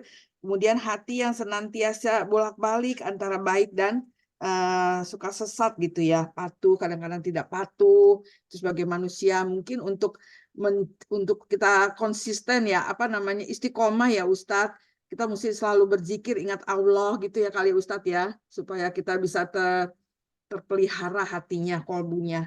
Kemudian Ustadz ini ya yang kadang-kadang suka kita bingung tuh antara kolbu, tapi tadi udah dijelasin ya, jiwa, kemudian ruh itu kan ada yang bilang ruh itu letaknya di jantung, itu ya Ustadz. Bener ya, di jantung ya, ruh itu tempatnya di jantung. Kemudian ada juga hati manusia yang dihiasi oleh cahaya atau kembang cahaya. Itu ya kita ini insya Allah yang selalu dinaungi oleh cahaya gitu ya, seorang orang Muslim, hati yang bercahaya. Kemudian hati yang dipenuhi karat, tidak ada unsur cahayanya sama sekali dalam menerima kebenaran. Ini orang-orang kafir gitu ya. Kemudian hati yang tertutup dengan noda-noda tipis, yaitu orang-orang yang munafik, bahwa dia sebenarnya ngaku Islam tapi misalnya Muslim tapi sebenarnya dia munafik tidak gitu ya. Itu ya orang ada jenis-jenisnya juga hati manusia tuh. Nah, kemudian gimana ibu-ibu ada yang bertanya? Oh ada nih ya di sini ya, Bu Yuniarti dari Bandung, silakan. Kemudian nanti, oh ya Bu Yuni, silakan Bu Yuni.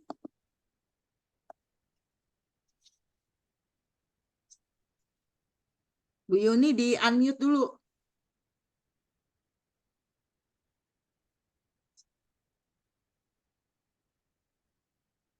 Bu Yuni. Mungkin ada yang lain. Ya, Assalamualaikum warahmatullahi wabarakatuh, Pak Ustadz. Assalamualaikum warahmatullahi wabarakatuh. Saya izin bertanya, Pak Ustadz. Saya tuh sehari-hari ya selalu mendengarkan kajian-kajian. Tetapi saya merasakan sendiri, Pak Ustadz, kalau ada orang yang bermasalah dengan saya atau keluarga saya tuh masih seperti hatinya masih kolbun mayit, jadi masih ada rasa sakit hatinya, dendamnya itu lama, sangat lama. Itu bukan lamanya bukan kadang-kadang kita bukan seminggu 2 minggu ya Pak. Bahkan saya tuh suka bertahun-tahun gitu Pak. Jadi rasanya ada rasa keselnya gitu Pak. Itu tuh hilangnya susah itu Pak. Kalau mau ketemu sama orang tersebut kayaknya saya tuh masih rasa enggan Malas gitu. gitu ya, enggan, malas. Jadi Ya, kayak ini udah jadi tergores hatinya ya. pengen marah aja maksudnya bawaannya gitu. Terus kalau misalnya ada sesuatu barang yang hilang, nah barangnya hilang kan itu kan Allah yang ngasih, Allah yang menghilangkan. Mungkin saya juga ada salahnya juga Pak. Barang saya tuh sangat banyak. Nah saya tuh sulit sekali mensedekahkan juga karena waktunya juga nggak ada juga pas itu ya diambil secara misalnya kita punya barang nih banyak sekali, terus diambilnya banyak sekali, terus kalau udah hilang itu keselnya bukan main Bos, jadi susah menghilangkannya, jadi rasanya dendam ke orang, ntar jangan-jangan ada yang ngambil nih orang. Tapi emang terbukti Ya, Pak. sudah bisa ditangkap Bu Yuni. Udah maksudnya sudah bisa ditangkap. Silakan Ustadz. Baik, bismillahirrahmanirrahim. Luqmanul Hakim, seorang ahli hikmah yang namanya Allah abadi dalam Al-Quran, ada surat namanya surat Luqman. Dia pernah berwasiat kepada putranya. Salah satu wasiatnya adalah ingat yang dua dan lupakan yang dua. Apa ingat yang dua itu? Zikrullah, zikrul maut. Ingat Allah, ingat mati. Apa yang dua yang harus dilupakan? Lupakan yang dua, kata beliau. Lupakan segala macam bentuk kebaikan yang pernah kau lakukan kepada orang lain. Dan yang kedua, lupakan segala macam bentuk kejahatan yang orang lain pernah lakukan kepada Anda. Dua ini yang harus dilupakan katanya. Jadi yang pertama, lupakan segala macam bentuk kebaikan yang pernah kau lakukan kepada orang lain. Artinya ilmu ikhlas itu.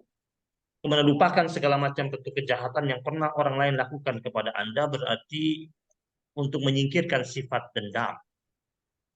Nah, kalau seumpamanya di hati kita ini masih saja muncul, itu fitrah manusia, suka muncul kemarahan, muncul emosi karena dikendalikan oleh setan sehingga akhirnya emosinya memuncak dan kemarahannya muncul. Makanya apa kata Imam Al-Ghazali, orang itu kalau dia marah itu suka dikatakan orangnya marah seperti kesetanan karena memang itu bukan aslinya manusia karena dia sudah dikuasai oleh bala tentara setan sehingga kapannya sudah tidak terkontrol, kata-katanya sudah tidak terpuji dan lain sebagainya. Maka bagaimana caranya untuk meredam dendam itu? Zikir, ya, zikir. Ya, menjadi hamba Allah yang senantiasa zikrullah, mengucap kalimat tasbih, tahmid, takbir, tahlil, takzim, dirutinkan. Udah zikir, tapi belum hilang dendamnya, belum tulus zikirnya. Iya. Zikirnya harus hudurul qalb, hatinya hadir ketika zikir. Ingat akan kebesaran.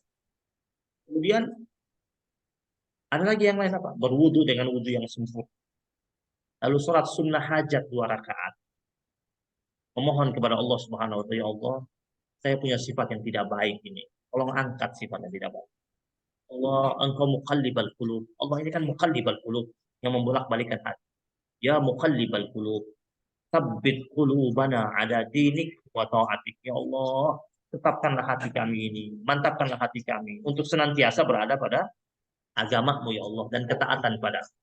Iya. Jadi obat yang terbaik bagi manusia itu ketika dia datang kepada sumbernya dan sumber utamanya itu ada pada Allah. Emosi dan marah itu fitrah manusia. Ya. Nabi Musa aja pernah marah kok, ya kan? Nabi Musa pernah pukul orang sampai mati, pernah kan? Yang akhirnya dia melarikan diri meninggalkan Mesir. Ya. Nabi Musa dia seorang rasul, pernah marah. Tetapi kan orang hamba Allah itu bukan yang tidak pernah punya salah, dia punya salah. Dia pernah khilaf, tetapi dia ya hamba Allah yang terbaik itu ada hamba Allah yang punya salah, punya khilaf, tetapi cepat-cepat menyadari kesalahan dan khilafannya dan kembali kepada Allah dan memperbaikinya, menyambut kembali nilai fitrahnya sebagai manusia itu. Ya, jadi Ya. tidak ada solusi yang terbaik kecuali datang kembali kepada Allah Subhanahu wa taala. Iya. Dan ketika dendam itu muncul, obati dengan zikrullah. Ya. Perkuat dengan salawat kepada Rasul Shallallahu Alaihi Wasallam. Bahkan ada salah seorang sahabat Nabi pernah tanya, bagaimana wahai Rasul kalau seumpamanya seluruh hidupku, seluruh waktu setiap hari aku pakai buat salawat? Kata Nabi, idzan tukfa hammuk wa tukfa hammak wa yughfaru laka dzambak wa yughfaru laka dzambuk. Kalau engkau terbiasa dengan salawat dalam hidupmu, tukfa hammak, kata Nabi, maka segala macam bentuk kegelisahan, kegalauan dicabut. Segala macam bentuk kebutuhan hidupmu dipenuhi. Harapan hidupmu dipenuhi. Wa yughfaru laka dzambuk, dan diampuni segala macam bentuk dosa-dosa. Dengan keberkahan salawat itu hadis sahih dari Ubay bin Ka'ab yang pernah datang kepada Rasulullah SAW. Iya.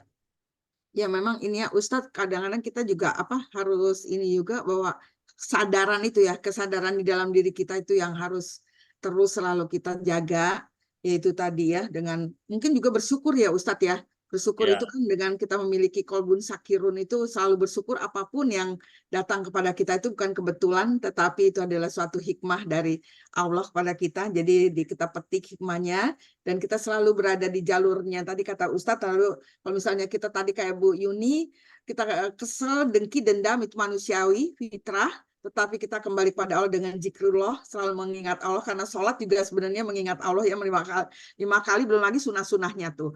Jadi insya Allah kalau kita mendapat ilmunya kayak begini dari Al-Mukarram Ustadz Al-Habsyi ini, kita insya Allah selalu berada di dalam koridornya Allah gitu ya. Insya Allah dengan ilmunya ini kita selalu mempunyai hati yang bersih, bercahaya. Mungkin ada lagi yang mau bertanya. Sekarang sudah menunjukkan pukul berapa Ustadz? Masih ada waktu kah? Ada. Masih ada. Mungkin Ibu ada yang mau bertanya lagi? Silakan.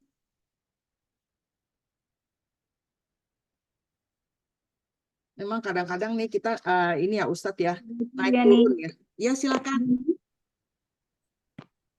Iya, Assalamualaikum Ustaz. Izin bertanya Ustaz. Allah. iya silakan. Pak Ustadz tadi bilang katanya kalau hati itu adalah indera yang keenam ya. Karena dia suka memberikan tanda-tanda gitu. Iya.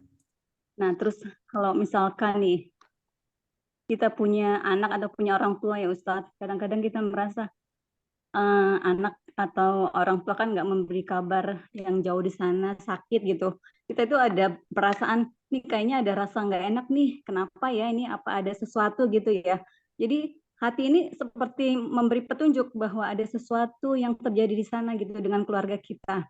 Nah itu bagaimana menurut Ustadz, apakah itu tanda-tanda atau indera yang tadi Ustadz sampaikan Iya. gitu Ustadz? Ya, Iya. begitu saja. Terima kasih jawabannya. Daya indralis ya. Ya. Iya. Islam itu mengakui adanya itu. Karena Nabi pernah bersabda begini. Kata Nabi, ittaqu farasyatal mu'min. Takutlah kalian, bertakwalah kalian kepada Allah terhadap firasatnya orang mukmin. Orang mukmin itu firasatnya fa innahu yanzuru bi'ainillah, karena dia melihat dengan menggunakan matanya Allah Subhanahu.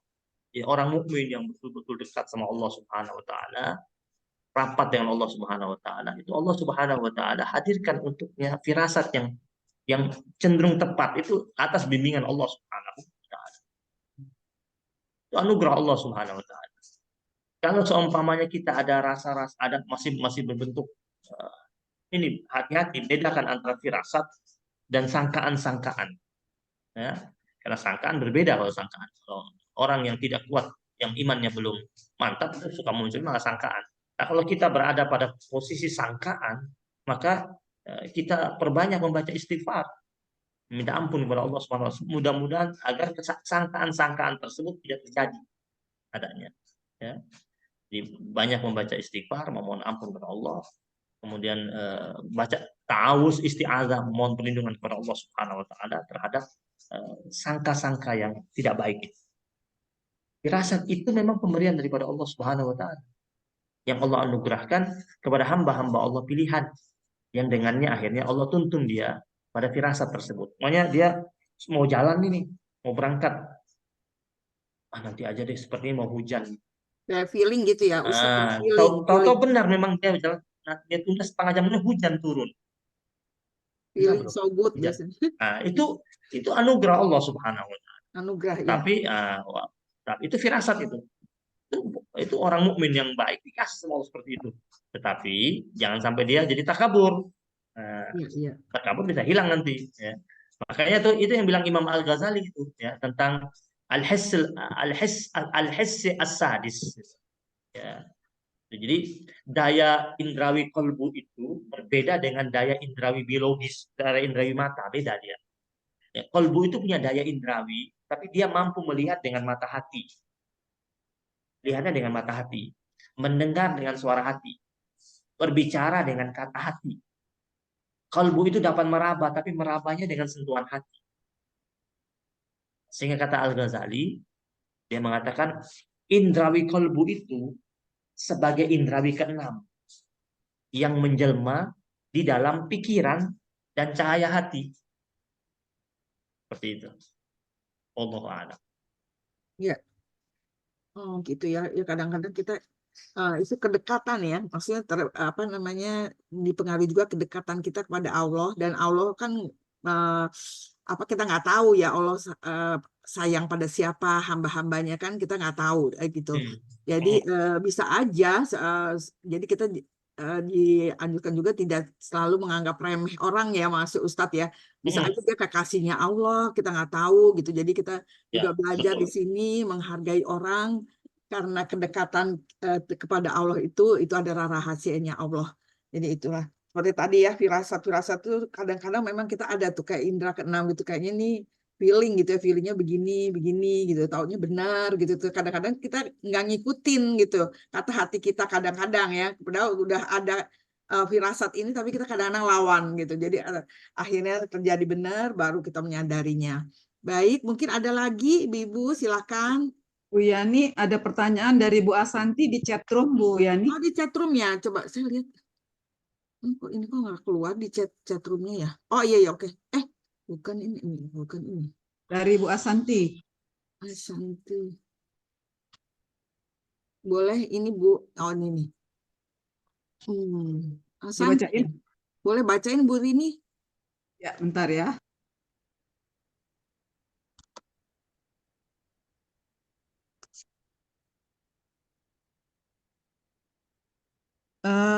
Assalamualaikum, mohon resume hati ada berapa lapisan?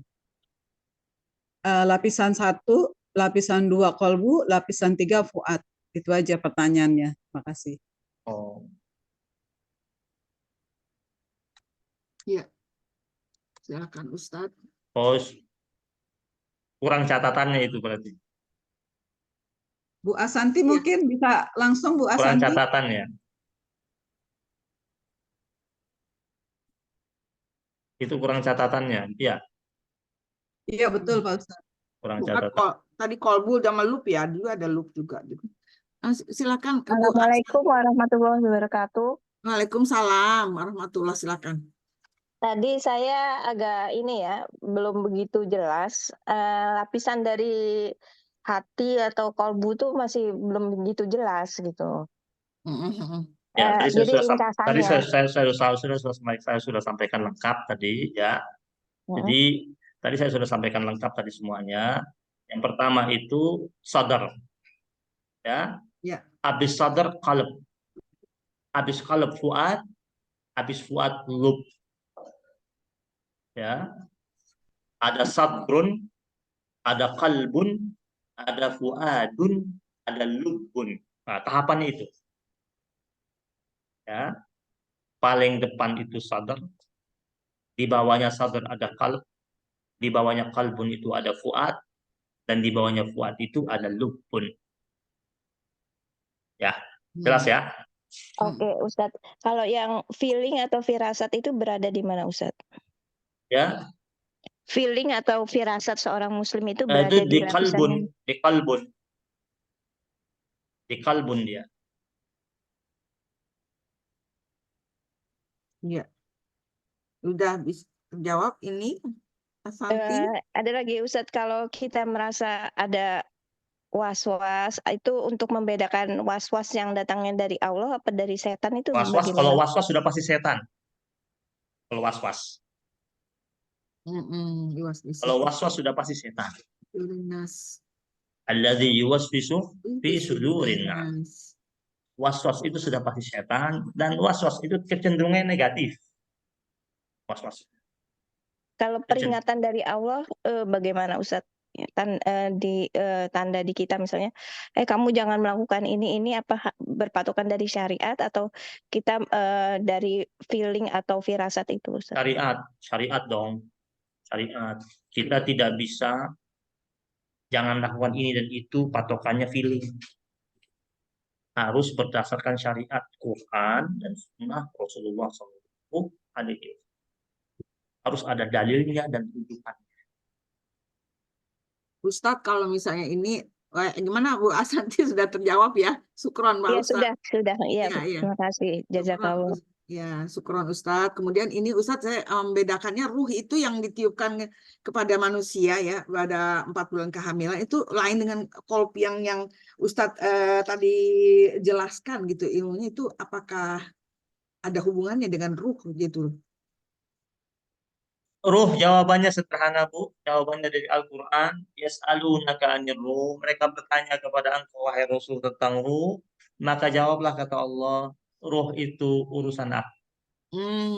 Jadi Nabi saja tidak pernah jawab tentang ruh. Apalagi saya yang bukan Nabi.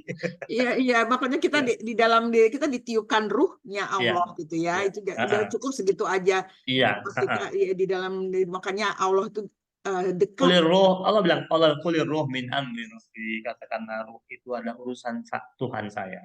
Iya. Oh, baik. Kalau kita meninggalkan ruhnya kan sudah naik, jadi kita nggak ada istilahnya. Orang bilang meninggal jantungnya berhenti. Saya kemarin isi pengajian di alumni alumni ITB Iya. Orang-orang alumni ITB tahun 75 76, orang-orang Ah, senior semua di atas saya. iya. Itu hasil kajian yang saya ngisi pada ternyata orang itu mati itu bukan hatinya, bukan jantungnya berhenti. Malah ditemukan lagi yang baru ini mengatakan itu berhenti batang otaknya. Fungsi batang otaknya. Jadi bukan jantung. Jantung berhenti kalau batang otaknya masih aktif, belum katanya. Jadi Ya, ini batang di otak. tubuh kita ini banyak rahasia-rahasia Allah yang belum bisa kita ungkap semuanya. Iya betul. Itu rahasia Allah. Makanya Ya, kenapa mengapa ulama mengatakan kepada kita begini? Tafakkaru fil khalqi wala tafakkaru fil khaliq. Berpikirlah engkau, renungkanlah engkau terhadap ciptaannya. Jangan coba-coba merenungkan yang menciptakan, karena nggak bakal sampai. Bahkan yang Allah ciptakan saja tidak semuanya bisa kita pikirkan. Seperti ruh kita nggak bisa pikirkan, itu yang Allah ciptakan itu Iya. nggak terjangkau sama kita. Banyak lagi yang lain yang merupakan ketentuan Allah yang belum tercerna sama kita. Maka kenapa dikatakan suruh kita untuk memikirkan ciptaan Allah? Dengan kita memikirkan ciptaan Allah, dari situ kita melihat tentang kebesaran Ya. Allah itu dengan ciptaan-ciptaan yang maha dahsyat. Ya. Iya, kemudian ini Ustadz, saya juga kadang-kadang bertanya nih ya, kan kita nanti di alam kita meninggal alam barzakh, kemudian di pada mahsyar gitu ya, kita kan diadili pertanggungjawaban gitu.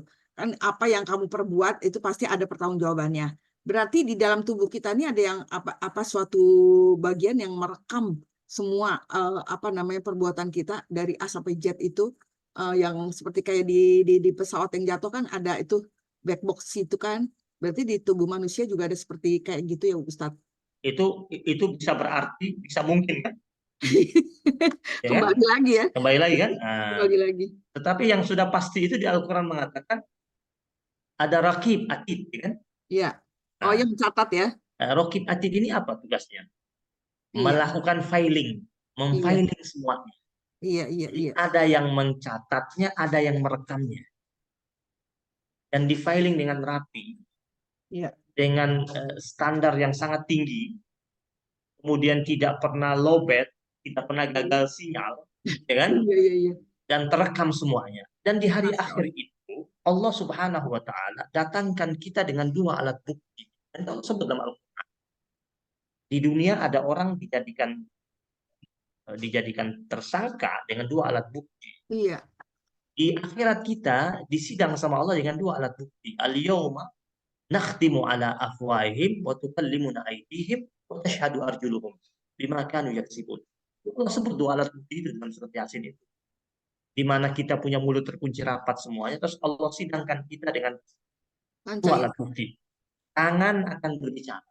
Wa tukallimuna aydihim. Tangan berbicara. Ambil apa, tanda tangan apa, ngetik apa, menyetujui apa, share apa, semua. Hati-hati tuh jempol tuh share itu. Itu dia akan bicara semua. Wa tashhadu arjuluhum. Kaki dia bersaksi, tangan bicara, kaki bersaksi, menguatkan ucapan tangan. Bima kanu yaksibun, terhadap segala macam buat. Jadi Allah cuma butuh dua ini saya sudah cukup. Iya. Sebagai alat di persidangan di hari akhir itu. Iya, baik. Ya, paham Ustadz. Syukron. Baik. Baik, Pak Ibu, apakah masih ada? Kalau misalnya sudah tidak ada, kita minta Ustadz itu memimpin doa ya Ustadz buat kita semua. Ini juga ada ibu-ibu yang Bu Yani boleh satu lagi Bu Yani. Oh iya, baik Bu Ninil ya. Silakan. Assalamualaikum Ustadz. Waalaikumsalam. Nah, tadi kan yang sadar itu letaknya antara leher sampai ke perut. Ya. Itu maksudnya itu organ tubuhnya atau bagaimana Ustadz? Ada Iya, dia di dada. Ini dada, maksudnya dada. Kalau secara ilmu anatomi tubuh, sadar itu dada. Bahasanya, dalam bahasa Arab, dalam anatomi tubuh manusia, sadar itu dada. Kemudian dalam makna filosofi Islami, sadar itu bagian terdepan sebelum kalbu di dalamnya. Paham? Enggak, tadi Ustadz menjelaskan bahwa itu merupakan suatu kerajaan yang tempat apa ya, kayak bermusyawarahnya. Mungkin bermusyawarah itu alam pikiran kita dengan kalbu kita begitu yang harus kita sinkronkan. Iya, iya, Pengertian itu. iya, sadar ini ya, ibarat sebuah kerajaan, tempat bermusyawarah raja dengan pejabat-pejabatnya. Jadi sebagai ruang bagi akal. Sadar juga berfungsi sebagai tempat untuk menghafal seluruh ilmu-ilmu yang didapatkan. Sadarnya dia bagian depannya, kalbu itu. Jadi kalbu ini dia dorong nanti ke sadar. Jadi gini,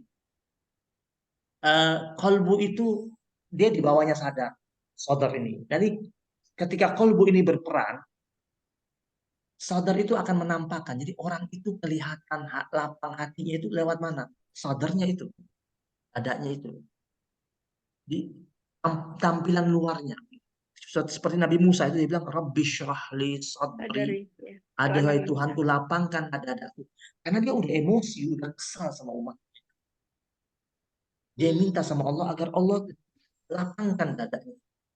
Jadi ditampilkan di luarnya ya. Tampilan luarnya itu. Seperti Nabi Muhammad, kenapa Allah bilang, Alam nashrah laka sadrak. Bukankah kami telah melapangkan dadamu? Makanya Nabi Muhammad pernah lihat Nabi Muhammad emosi? Nggak ada emosi Nabi Muhammad.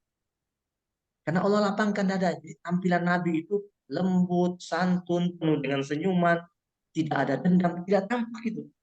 Kenapa? Karena Nabi sudah dilapangkan sama Allah. Jadi Nabi Muhammad itu belum minta, sudah Allah lapangkan. Maka Allah bilang, alam nasyrah laka sadrak. Kami telah melapangkan dada. Apalagi kalbunya. Ilmunya tinggi banget, Ustaz. Iya, kadang-kadang kita nih Jadi, ini ya, kita harus selalu sadar ya. Pencernanya nih harus benar-benar dalam nih. Ya Mbak Ninil ya. Kita apa tuh namanya, memanage emosi kita untuk menuju mutmainahnya ini nih, harus benar-benar kita ingat terus pada Allah, zikrullah. Ingat pada Allah di setiap ini perbuatan dan juga ibadah kita semuanya. Baik, Terima kasih Ustadz. Sama-sama Bu. Ya, syukran Ustadz. Afwan. Ya baik, silakan. Tidak ada lagi saya lihat ini. Mohon kesediaan Ustadz untuk memimpin doa buat kita semua. Ada yang sakit, ada yang ini juga yang baru ditinggal oleh saudaranya, untuk ini ya Ustadz, supaya kita juga majelis taklim Khorin Nisa istiqomah. Silakan Ustadz.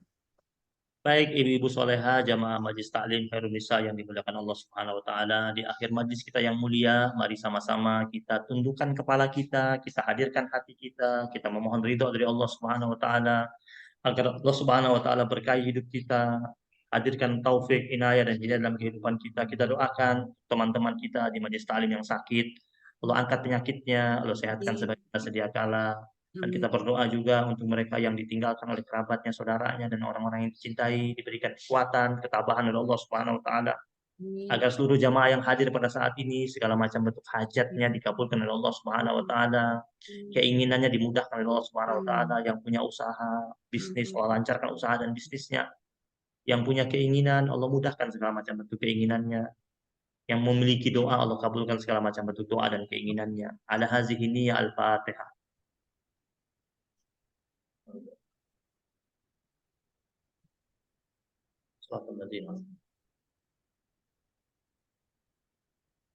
A'udzu billahi minasyaitonir rajim. Bismillahirrahmanirrahim. Allahumma shalli wa sallim ala sayyidina Muhammadin wa ala ali sayyidina Muhammad. Hamdan na'imin, hamdan syakirin, hamdan yuwafi ni'amahu wa yukafi'u mazidah. Ya Rabbana lakal hamdu kama yanbaghi li jalali wajhikal karim wa li 'azimi sultanik. Ya Allah, ya Tuhan kami, jadikanlah kami sebagai hamba-hamba-Mu yang Engkau pilih untuk menjadi pendamping-Mu dan kekasih-Mu. Yang Engkau ikhlaskan untuk memperoleh cinta dan kasih-Mu, ya Allah. Yang Engkau rindukan untuk datang berada pada surga-Mu. Yang Engkau inginkan hatinya menerima qada-Mu. Yang Engkau anugerahkan kebahagiaan untuk berada pada tempat-Mu yang mulia. Ya Allah, jadikanlah kami sebagai hamba-hamba-Mu yang Engkau limpahkan dengan keridhaan-Mu.